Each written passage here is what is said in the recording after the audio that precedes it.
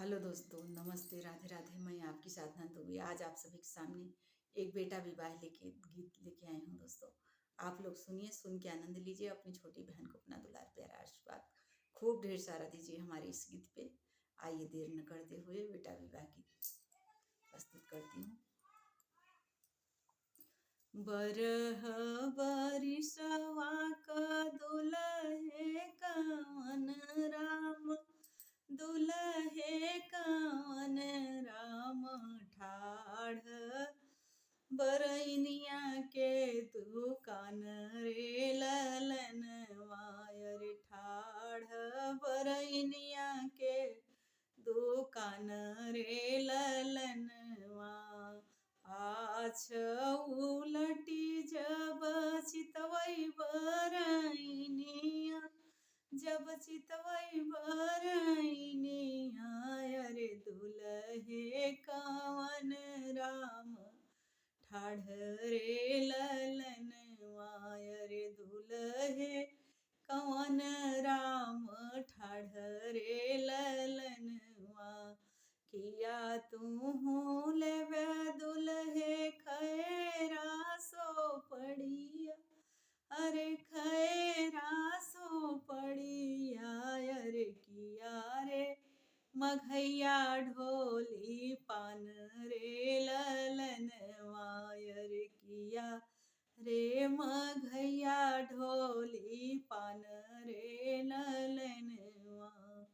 नाही हम लेबै बरैनी खैरा सो पड़िया, अरे खैरा सो पड़िया। अरे नाही रे मघैया ढोली पान रे ललनवा।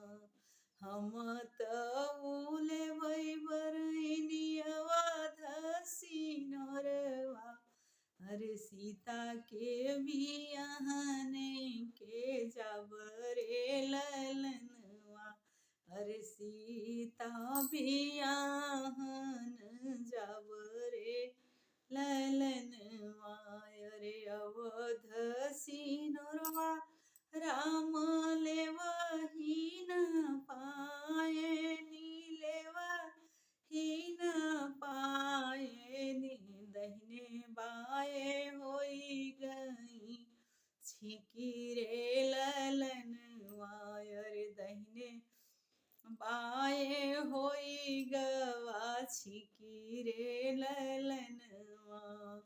किया सीता बाटी निकानी से कोतर, किया रे सोरतिया कहीन रे ललनवा।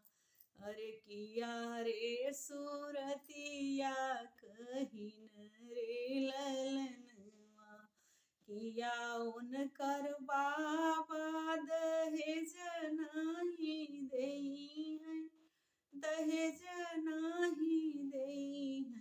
अरे दहिने बाए होई गई छिकी रे ललनवा।